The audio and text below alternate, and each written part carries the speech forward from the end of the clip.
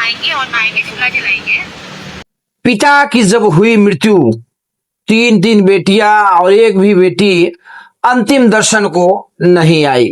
ये कहानी है रामचरण गुप्ता की, जिन्होंने बेटियों को पढ़ाया, उच्च शिक्षा दिलवाया और धीरे धीरे समय के अनुसार उन तीनों की शादियां कर दी।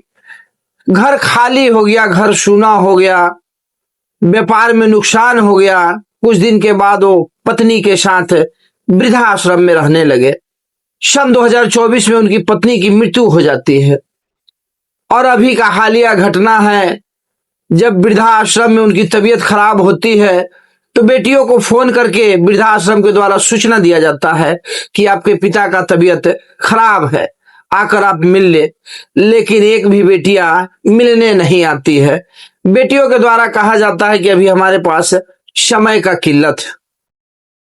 कुछ दिन के बाद जब रामचरण गुप्ता की मृत्यु हो जाती है, तब बेटियों के द्वारा वीडियो कॉल पे उनको देखा जाता है जब चिता जलाया जा रहा होता है। और बेटियों की तरफ से 5,100 रुपया, 5100 रुपये भिजवा दिए जाते हैं ऑनलाइन। लेकिन वृद्धाश्रम वाले का हृदय जो है तब और ज्यादा मर्महत हो गया जब बेटियों ने 5100 रुपये ऑनलाइन भेज दिया। उन लोगों ने उन पैसों को वापस कर दिया कि हम अंतिम यात्रा में जो खर्च लगते हैं उसके पैसे नहीं लेते।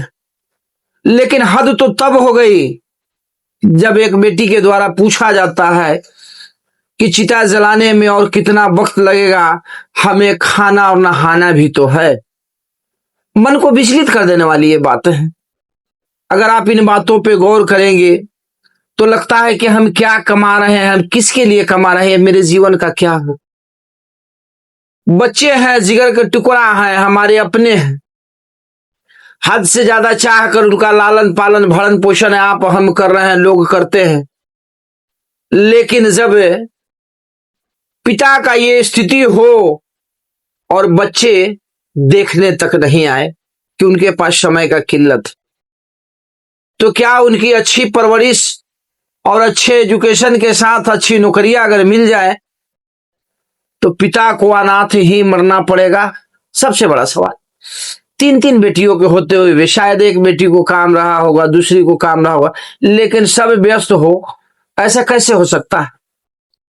हमारे यहाँ हिंदू धर्म में एक प्रथा है, नियम है कि शायद जिनसे हमारी बातचीत बंद हो गई है, उनकी भी मृत्यु होती है तो हम लोग दाह संस्कार में जरूर शामिल होते हैं।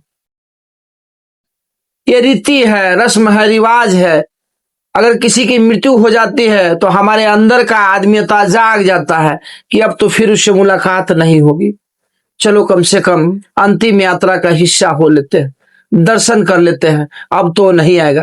लेकिन ये तीन बेटियां, आप कल्पना कीजिए, लोगों के ताने बाने सुनकर उस पिता ने इन बेटियों को पढ़ाया होगा। रामचरण गुप्ता कभी बेटियों को बेटी नहीं कहते थे, बेटा कहकर बुलाते थे। ये हमारे तीनों बेटे हैं, लड़के हैं हमारे।